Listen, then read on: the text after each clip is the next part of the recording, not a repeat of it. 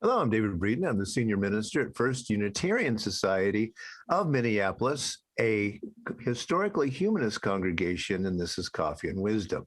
This week, we're looking at epistles, letters, and prison documents in general, things that people write when they have the time to kick back and in prison. Not always happily, of course, but let's look at some things. First off, I do want to do a little defining here. An epistle is a letter designed as a literary work rather than as a communication to an individual. But that term epistle is not much used nowadays. It sounds like, well, something that St. Paul would do. And so I don't want to try to live up to that. So I'll just call it a letter. Today, I do want to look at Antonio Gramsci. There is a book called Letters from Prison, but he's mostly known for something else that I'll get to. 1891 to 1937, he was a founding member of and leader of the Italian Communist Party, and he was, as you might imagine with those dates there, imprisoned by Mussolini. He wrote a lot of notebooks during this time that he was incarcerated, more than 30 notebooks. Here they are lined up.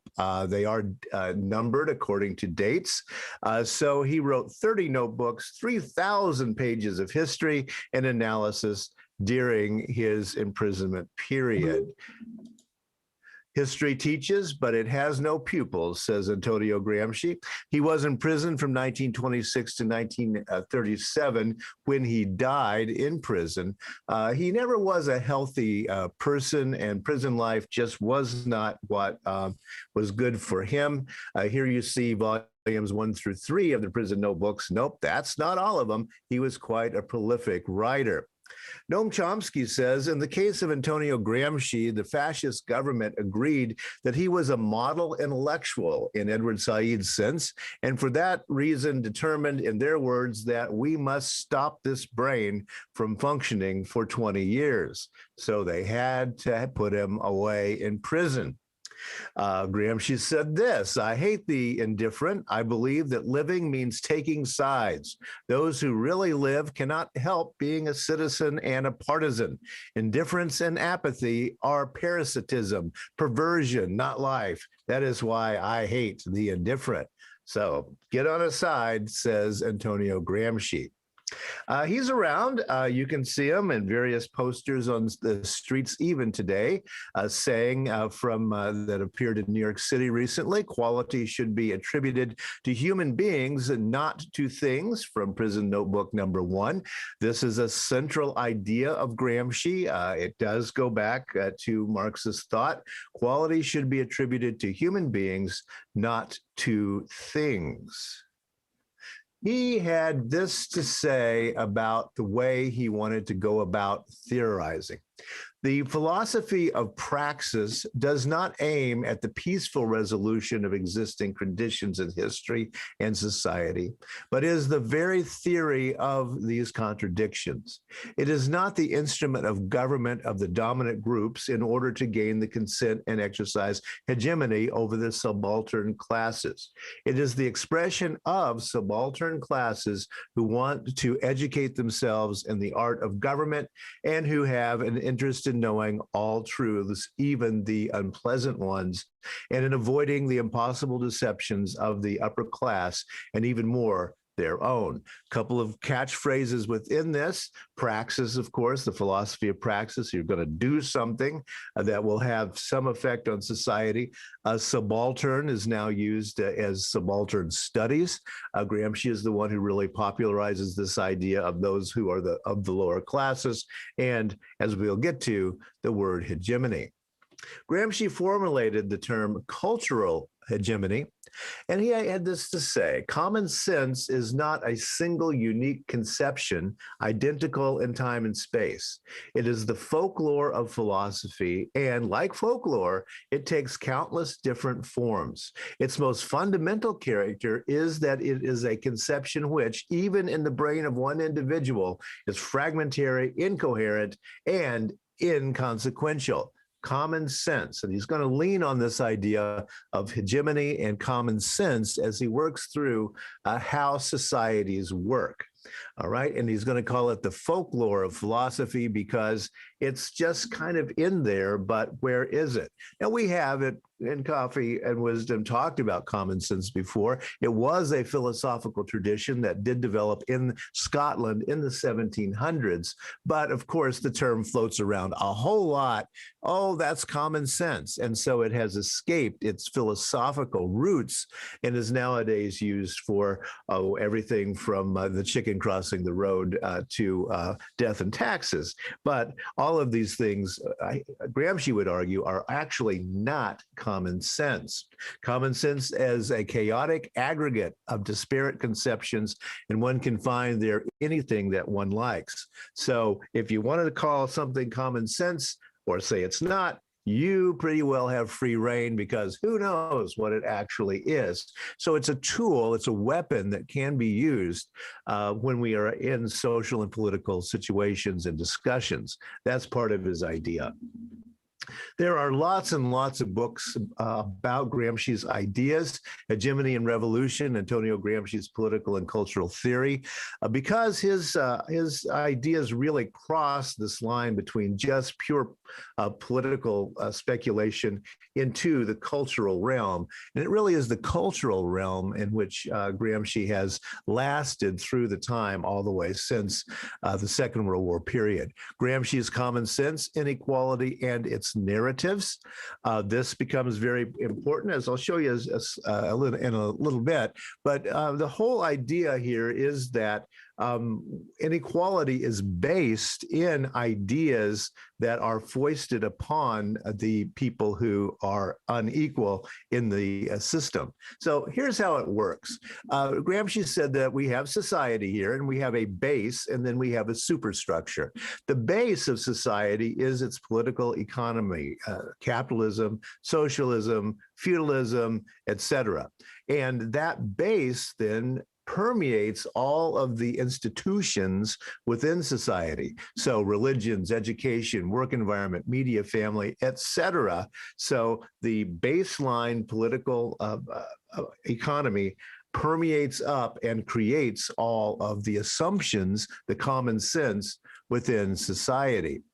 Now, the term hegemony, hegemon, leader, it's Greek, was in use, but given its current meaning by Gramsci. If you say, oh, that's hegemonic, yeah, you're quoting Gramsci in that particular case. The values and norms of the ruling elite become the common sense of a culture is, to follow his logic here. So the values and norms of the ruling elite become the common sense of a culture. The wealthy do it. That must be the way it's supposed to be done. All right. Everyone, particularly the poorest people, accept and attempt to perpetuate those common sense norms then. The American dream and that kind of thing is something that is built into the culture, becomes the common sense of the culture, and then the poor in the culture, the subaltern classes within the culture begin to take those and perpetuate them. That must be the way things are. It becomes the norms and common sense of the culture. In this way, the poor subjugate themselves, argue Gramsci. And this is really the center of his argument. The poor subjugate themselves. And he begins to use the term status quo in the way that we use it and throw it around today. It comes directly out of his prison notebooks. Status quo is maintained. That is the way things always are and always have been and have to be, because it just makes common sense that our society works in that way. So the status quo is maintained because the people who are suppressed by those assumptions say that has to be the way it is. Brute force to maintain control is seldom needed in these situations because consent replaces coercion, the consent of the governed, right?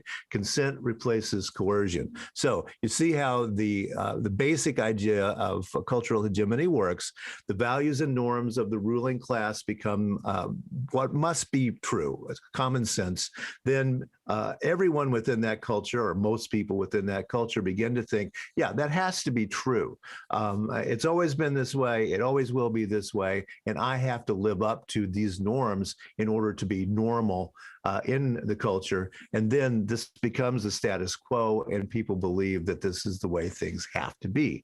In this way, Gramsci would argue, being a Marxist, that the revolution never comes because people just assume that they have to be subjugated within this system. This is a cartoon from Oman. I had enough of this. You only report the negative part. And the reporters say, because there's no positive news to report. Well, so within Oman culture, yes, only the ruling elite have it right. And those negative things, oh, that's just what the poor people are saying. But we must maintain the status quo. Just today, big headline, Unilever to remove normal from its beauty personal care goods. More than half the respondents of a global poll said using normal to describe hair or skin made them feel excluded.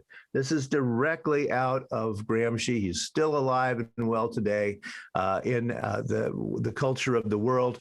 We're saying no to normal and yes to positive beauty, says Unilever, an international company of many, many different beauty products. This idea coming right out of Gramsci, the status quo was wrong. The idea of normal is wrong, and we must revolutionize beauty and personal care products. And they're reading Gramsci right there. Of course, they're not, but Gramsci has so sunk into our assumptions about how cultural norms work that nowadays we throw his ideas around without really even knowing where they came from. He's everywhere, organizing in education unions today. How can Gramsci help? You can read the book on how to organize a labor union within education. Again, he's everywhere. Hegemony culture war, says this little badge, the new invisible hand. You probably remember that the invisible hand of capitalism is what controls the markets. A very, very old idea. Then Gramsci talks about the invisible hand being that thing that keeps people down within the status quo. And here we have Gramsci painted on a building in Iraq. Outgrow the status quo, strike on May Day. So again, status quo being used within the concept that Gramsci made popular. So he's very much part of the revolutionary thinking to this day. The crisis consists precisely in the fact that the old is dying and the new cannot be born, said Gramsci. He was looking, of course, at what was happening previous to the Second World War as fascism was taking over in Europe. But usually, I would say his ideas are still true. The crisis consists precisely in the fact that the old is dying and the new cannot be born. How we imagine the new, Gramsci would argue, needs to be outside of that common sense and status quo. There he is, buried in Rome. He was a very unhealthy person, so prison life did not agree with him, and he died in his 40s in 1937. But as you see, Gramsci's ideas are certainly still with us today, so much so that we don't even know we're quoting Gramsci when we use terms like status quo, etc. So there are a few of the prison ideas that Antonio Gramsci was able to get out into the world, despite the prison walls. Thanks for listening today. Bibles and Beer on Wednesday evening at 7 p.m. Central Standard Time. This week, I'll be talking about an epistle, Paul's epistle, the Second Thessalonians, in which he takes it all back. He's predicted that the end of the world is nigh. By golly, as often happens, the world didn't end on the schedule that Paul had laid out. And so how do you take it back after the world doesn't end when you say it's going to? Well, that's what we're going to be looking at for Bibles and Beer, a humanist Bible study on Wednesday evening. Thanks for listening, and we'll be back with more letters from prison tomorrow.